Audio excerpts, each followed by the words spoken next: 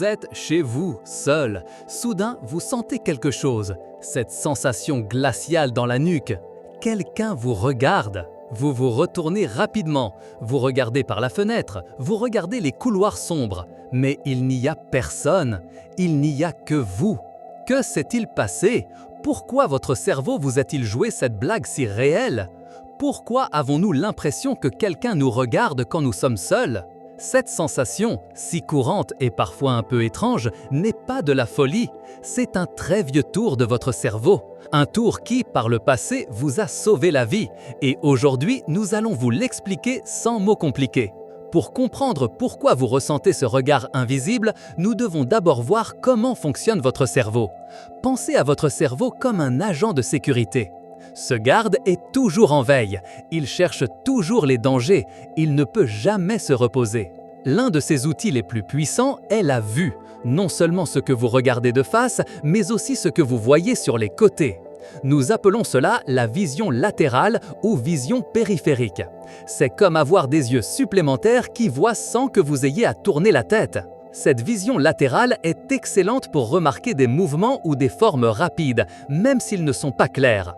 Imaginez que vous marchez dans la forêt. Vos yeux sont fixés sur le chemin, mais si quelque chose bouge entre les arbres à votre droite ou à votre gauche, votre cerveau le capte instantanément.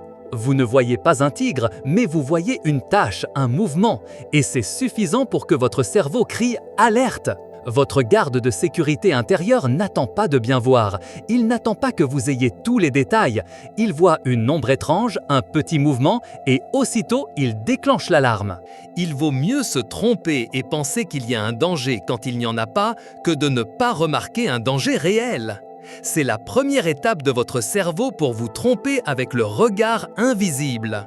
Il se peut qu'un petit objet, une ombre de quelque chose, un reflet de lumière, ou même quelque chose qui a à peine bougé sans que vous le remarquiez vraiment, active cette alerte dans votre vision latérale. Mais si ce n'est qu'une ombre, pourquoi ressentons-nous un regard? Pourquoi pas seulement un « quelque chose a bougé » ? C'est là qu'intervient la deuxième partie du tour de votre cerveau. Votre cerveau est un champion pour trouver des schémas. Il adore relier les points. Et de tous les schémas qu'il cherche, il y en a un qui l'intéresse plus que tous, les visages. Votre cerveau est conçu pour voir des visages.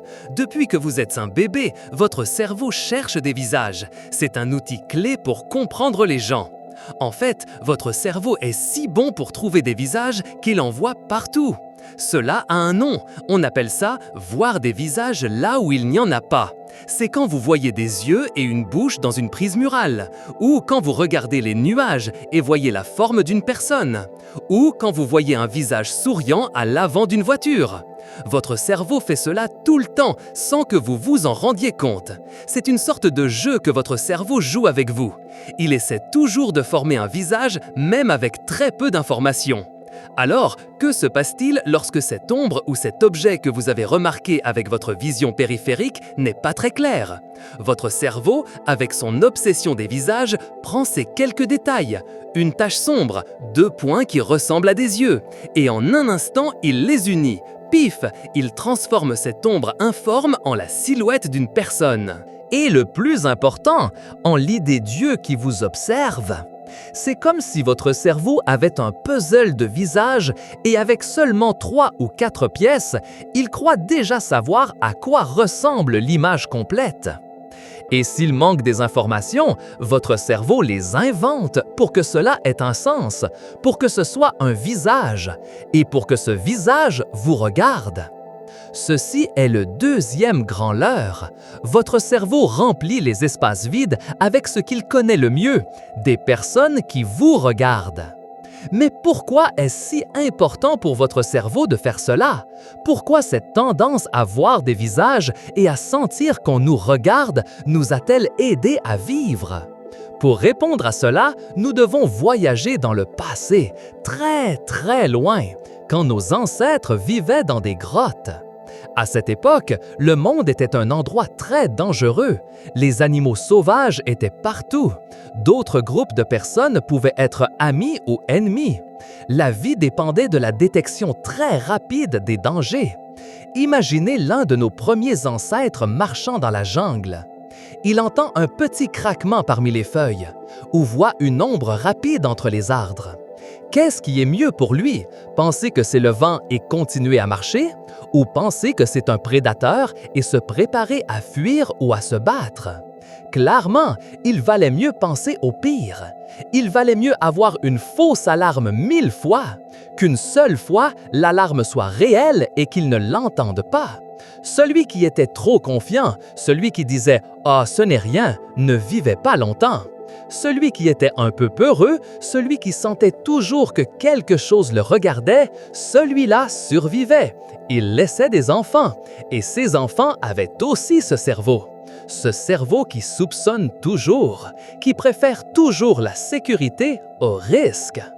Ainsi, la tendance à sentir que quelqu'un vous regarde, même quand il n'y a personne, n'est pas une erreur. C'est un héritage. Un héritage de millions d'années d'évolution. Une façon pour votre cerveau de vous dire « mieux vaut prévenir que guérir ». C'est un mécanisme de survie qui vous a accompagné depuis le début des temps. Mais il y a une couche supplémentaire, quelque chose de plus profond qui s'ajoute à cette astuce.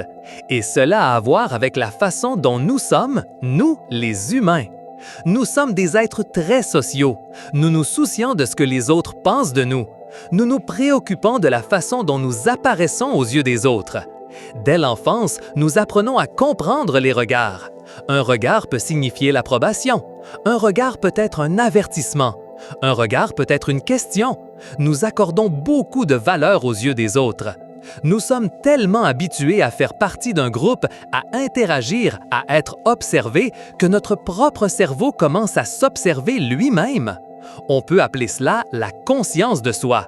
Nous pensons à ce que nous avons fait, à ce que nous ferons, à ce que nous ressentons.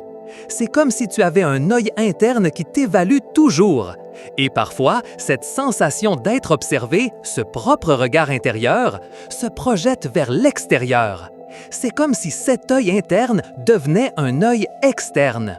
Alors, si ton cerveau voit une ombre étrange, si ton cerveau cherche des visages, et si ton cerveau est programmé pour la survie, et en plus, si tu es un être social qui pense toujours à la façon dont les autres le voient, toutes ces pièces s'assemblent et créent cette sensation si réelle, cette sensation d'être regardé même s'il n'y a personne.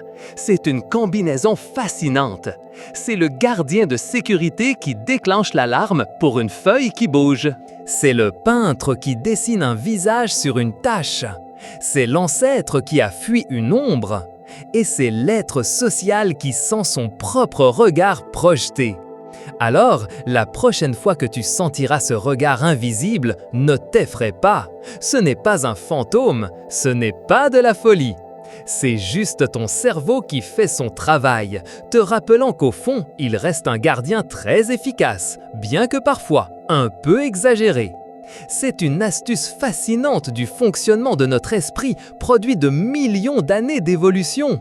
Ce voyage à l'intérieur de ton cerveau t'a-t-il semblé incroyable? Si tu as aimé cette vidéo, mets un très grand j'aime. Partage-la avec quelqu'un qui ressent aussi ce regard invisible. Abonne-toi à la chaîne Explorando pour ne manquer aucun mystère. Et laisse-nous un commentaire avec un autre sujet que tu souhaites que nous explorions. On se voit dans la prochaine vidéo.